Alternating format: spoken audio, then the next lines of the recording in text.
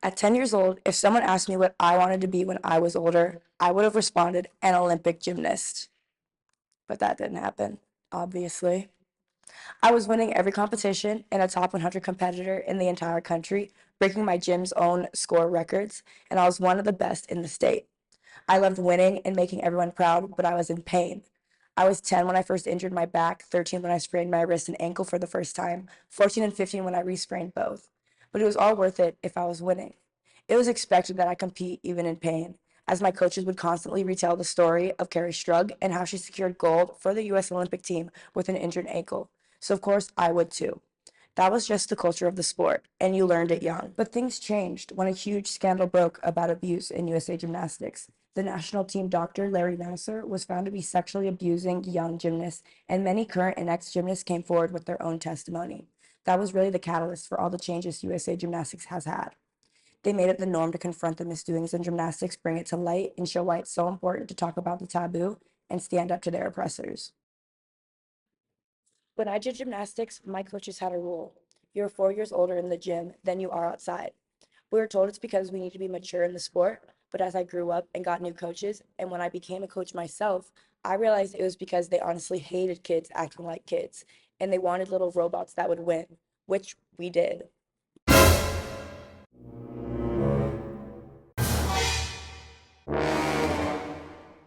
This rule also promoted our silence, so my teammates and I wouldn't tell our parents about the abuse we were facing every day at practice. If we complained to our coach about the workout, the training, or just the way they were speaking to us, then they would yell at us and call us immature. And since we were young and impressionable, most of us were between the ages of 9 and 11, we believed them and would try to just put up with the way they were treating us. In the film Athlete A, there was a similar rule that USA Gymnastics had regarding gymnasts who reported staff from their gymnastics centers. Maggie Nichols was an Olympic prospect for the 2016 Summer Olympics, but after she reported Larry Nassar for sexual abuse, her opportunity was stripped from her by Steve Penny, the president of USA Gymnastics at the time. USA Gymnastics never really properly dealt with reports of abuse the proper way. In the documentary, the Indianapolis Star did an article about USA Gymnastics, and they found that USAG was just moving coaches and staff around from gym to gym instead of going to the proper authorities and firing these people.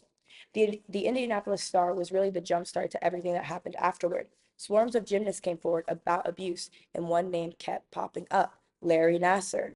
After this article and gymnast reports, the ball really started to roll. The FBI finally got involved, and Larry Nassar was fired. Steve Penny was getting investigated, and in 2016, Larry Nassar was finally arrested.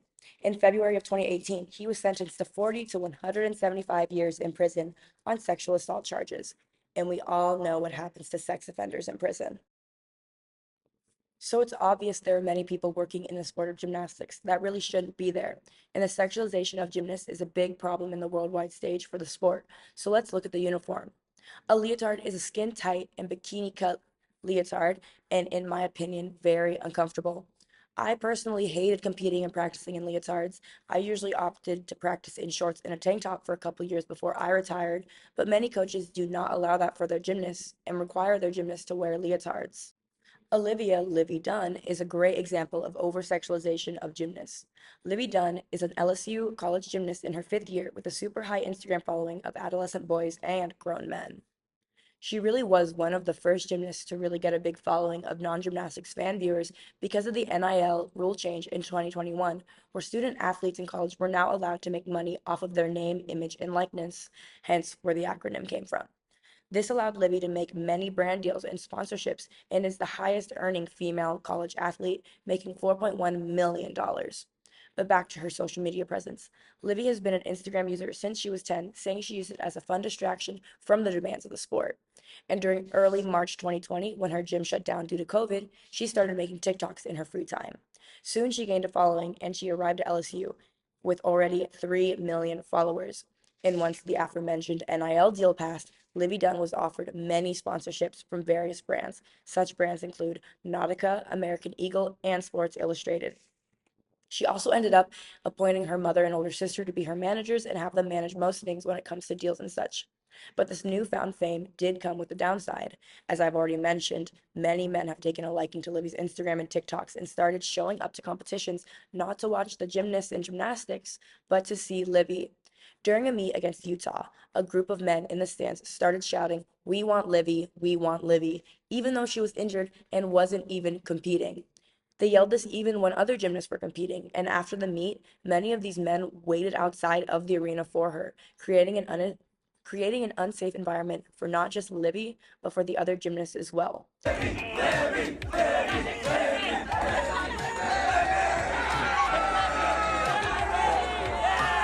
Give us Libby! We want her! We want her!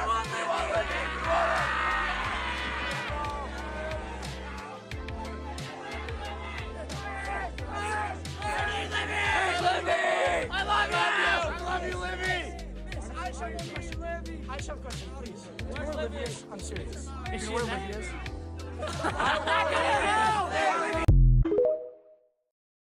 This behavior online and in person has followed Libby since her first taste of popularity, and many online critics blamed her, believe it or not.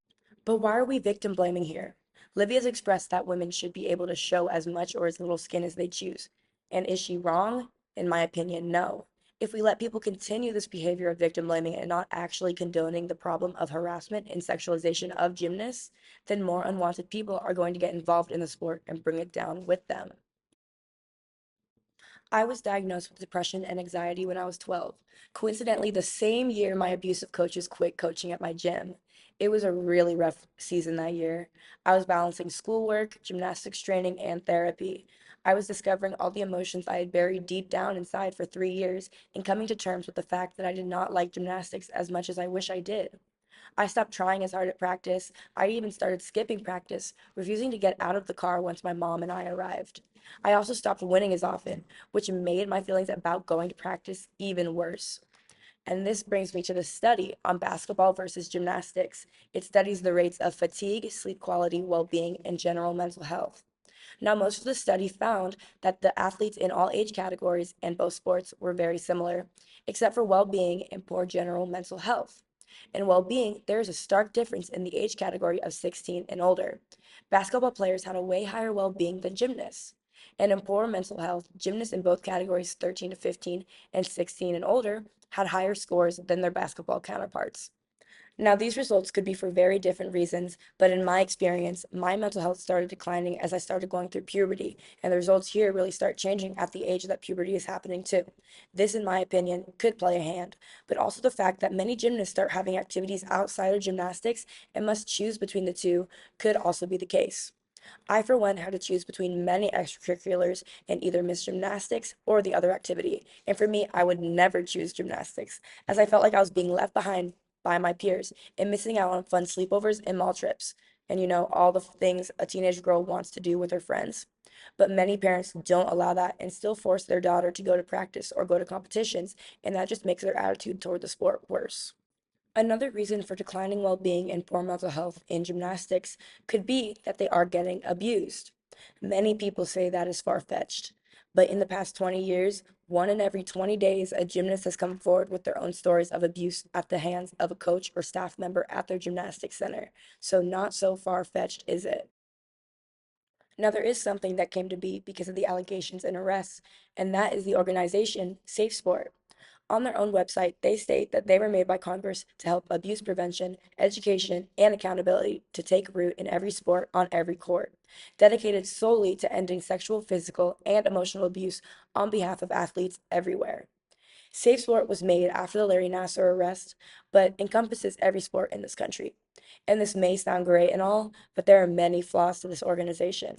According to USA Today, they found that many of the reports they get from people get dragged out for months or even years and end up in sort of a limbo. It is also helpful to know that Safe Sport publicly admits that 28% of cases reported to Safe Sport are a year or more old and still have not been solved. SafeSport is also heavily understaffed. Compared to the 150 reports they have gotten a week since the founding of the organization, SafeSport only has 117 staff members, and only 60% of those workers actually work on the resolution of reports. If reports keep steadily rising, as they have been for the past 7 years, minus 2020 as COVID shut everything down, then the team at SafeSport is going to work even slower and have even slower response times. There have also been multiple reports of investigators not properly investigating. They have asked inappropriate questions such as, how could there be a power imbalance if you two were of similar rank? Many have reported that safety plans were not properly put in place, that once Safe Sport solved and made a plan, that they didn't actually see it being done.